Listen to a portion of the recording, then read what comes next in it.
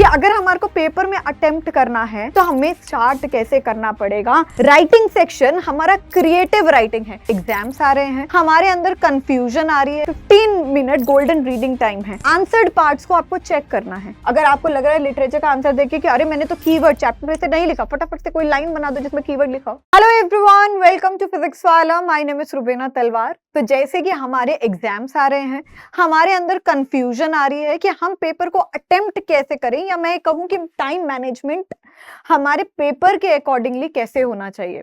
ठीक है, तो मैं यहाँ पे टाइम मैनेजमेंट ट्रिक भी बताऊंगी कि अगर हमारे पास क्वेश्चन पेपर हाथ में है तो हम कैसे बहुत अच्छी तरह अपने एग्जाम को अटेम्प्ट कर सकते हैं।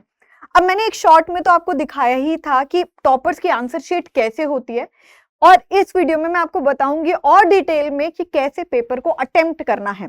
तो चलिए सबसे पहले हम पेपर का पैटर्न समझ लेते हैं। ठीक है, इंग्लिश का पेपर होता है वो 3 आवर्स का होता है। ठीक है, 3 घंटे का पेपर होता है, और अगर हम बात माने तो 180 मिनट्स हमारे पास इन टोटल होते हैं, है ना। अब 15 मिनट उसमें रीडिंग सेक्शन का होता है, तो टोटल हमारे पास अगर बच गए तो 165 मिनट्स हमारे इन हैंड है।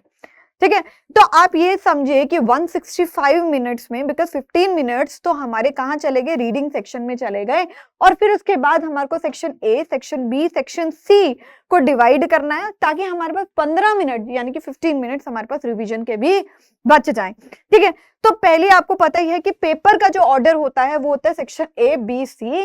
रीडिंग में हमारे होते हैं क्वेश्चंस जो अनसीन पैसेज के 2 आते हैं, फिर राइटिंग भी होता है, ग्रामर भी होता है, लास्ट पे हमारा लिटरेचर होता है। अब अगर मैं बात करूं कि अगर हमारे को पेपर में अटेम्प्ट करना है तो हमें स्टार्ट कैसे करना पड़ेगा, लेकिन उसके लिए मैं आपको सबसे पहले बताऊंगी कि पहले 15 मिनट्स जो होते हैं वो बहुत क्रूशियल टाइम होता है। मतलब मैम 15 मिनट जो होता है हमारा गोल्डन रीडिंग टाइम होता है। देखिए, हमारे को पता है कि हमारे पास अब 165 मिनट इन हैंड बच गए हैं। ठीक है, 15 मिनट रीडिंग को देने के बाद अब ये 15 मिनट्स में हम एक दूसरे को, बेंचेस को, बुक्स को तो नहीं देखेंगे, है ना। हमें क्वेश्चन पेपर को देखना है, लेकिन खाली क्वेश्चन पेपर को नहीं देखना, लेकिन क्वेश्चन पेपर को समझना है। तो आप ये मानिए कि 15 मिनट जो 15 मिनट्स होते हैं वो बहुत क्रूशियल हैं, वो गोल्डन टाइम पीरियड है जब आप मैनेज कर पाओगे। अब देखिए, ये मेरा सजेशन है, मे बी आपका जो सजेशन हो सकता है वो थोड़ा सेपरेट हो सकता है, पॉइंट ऑफ व्यू सेपरेट हो सकता है मेरे पॉइंट ऑफ व्यू से, बट मैं आपको एक चीज कहना चाहूंगी कि 15 मिनट जो गोल्डन टाइम है उसको कैसे यूटिलाइज करना है, ये मेरा सजेशन है। देखिए, 15 मिनट गोल्डन रीडिंग टाइम है। अब रीडिंग टाइम में आप करोगे तो क्या रीड करोगे। अब कहीं बच्चे क्या करते हैं ना, 15 मिनट जो रीडिंग टाइम होता है उसमें वो पता क्या कर रहे हैं, उसमें वो अनसीन पैसेज को रीड कर रहे हैं। ठीक है, और मैं ये कह रही हूँ कि मोस्टली 90% लोग यही करते हैं कि 15 मिनट टीचर ने कहा है, ठीक है, अनसीन पैसेज रीड कर लो और सबसे पहले रीडिंग सेक्शन से ही अटेम्प्ट कर लो, क्योंकि अगर हमारा बोर्ड है, चाहे वो आईसीएसई है, चाहे वो सीबीएसई हो, कोई भी बच्चे का बोर्ड हो, वो कहेगा कि बोर्ड ने एबीसी दिया है तो वो सोच के ही दिया होगा। ओके, अगर आप 90% वाले बच्चे हो और 15 मिनट अनसीन पैसेज रीड कर सकते हो, और आपको लगता है कि 15 मिनट में आपके रीडिंग के बाद सारे क्वेश्चन करेक्ट हो सकते हैं, तो आप वेल एंड गुड, आप 15 मिनट जो रीडिंग टाइम है आप अनसीन पैसेज को दो, और सेक्शन ए के लिए आपके पास 15 मिनट एक्स्ट्रा मिल जाएंगे। लेकिन यहां पे आती है तुम्हारी टीचर, ठीक है, जो है तुम्हारी स्क्रीन के आगे। ठीक है, मैं क्या करूंगी, मैं आपको बताती हूँ। 15 मिनट रीडिंग सेक्शन में आपको ओवरऑल पेपर को रीड करना है। ओवरऑल मतलब आपने अनसीन पैसेज देखा, आपको लग रहा है कि थोड़ा टाइम कंज्यूमिंग होगा, जस्ट ड्रॉप द प्लान कि आपको सेक्शन ए से स्टार्ट करना है। ठीक है, ओवरऑल प्लान मैं देखूंगी। मैं सबसे पहले ग्रामर पार्ट देखूंगी। देखो, ग्रामर पार्ट, अब ग्रामर के जो क्वेश्चन होते हैं, अगर हम देखते हैं, हमने क्लासेस को देखा है, तो ग्रामर अटेम्प्ट करना मेरे लिए आसान है। लेकिन अगर आप कह रहे हो अब मेरे लिए मुश्किल है, तो कोई बात नहीं, आप राइटिंग सेक्शन में करो। ठीक है, आप राइटिंग सेक्शन से पेपर को स्टार्ट करो। मैम, राइटिंग सेक्शन में तो क्रिएटिविटी चाहिए ना, तो कितनी देर लगती है क्रिएटिव होने में। अगर मैंने यहाँ पे कह दिया कि आपको क्या करना है, नोटिस लिखना है, ठीक है, आपको नोटिस लिखना है। अगर आपने नोटिस लिख लिया तो आपने एक बॉक्स बनाया, और नोटिस में आपको पता है कि आपको बस क्या बोलना है, कब, कहां, कितने बजे कोई चीज हो रही है। एग्जाम्पल दे रही हूं, राइटिंग सेक्शन हमारा क्रिएटिव राइटिंग है। आप एक चीज समझिए, राइटिंग मतलब क्रिएटिव राइटिंग। अब क्रिएटिविटी हर पर्सन के लिए अलग है। है ना। क्रिएटिविटी हर पर्सन के लिए अलग है, तो आप जो क्रिएटिव हो आपके टीचर के लिए अलग है ना। तो इसीलिए आप जितनी क्रिएटिविटी दिखाओगे वो सबके हिसाब से अलग अलग क्रिएटिविटी होगी।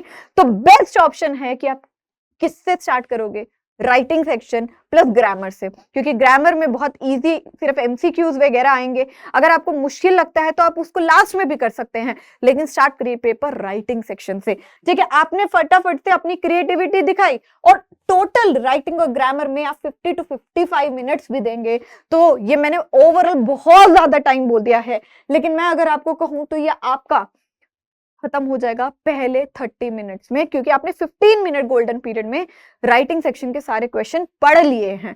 ठीक है, तो 30 मिनट्स में कंप्लीट हो जाएगा पूरा सेक्शन आपका। तो आप प्लीज बी सेक्शन से शुरू करने की कोशिश करिएगा। लेकिन फिर उसके बाद मैं कहती हूँ लिटरेचर।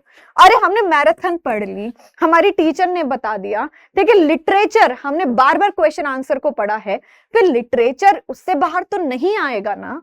ठीक है, 60 मिनट में लिटरेचर के सारे क्वेश्चन आपके हो सकते हैं। 1 घंटा मैंने मैक्स टाइम दिया है, क्यों? क्योंकि लिटरेचर तो हमें पता है ना कि अगर मैं यहाँ पे बोलूं, ये फॉर एग्जांपल ये हमारा एक चैप्टर है, ठीक है, ये हमारा एक चैप्टर है और चैप्टर में ये क्वेश्चंस बनेंगे, इससे बाहर तो नहीं बनेंगे ना। और अगर बनेंगे तो मैं अगर बोलूं वैल्यू बेस्ड बनेंगे, वहां पे क्रिएटिविटी चाहिए, तो हर इंसान की क्रिएटिविटी अलग होती है ना। तो आप या तो सेक्शन बी से शुरू करो, सेक्शन बी से शुरू करो, या सेक्शन सी से पेपर को स्टार्ट करिए।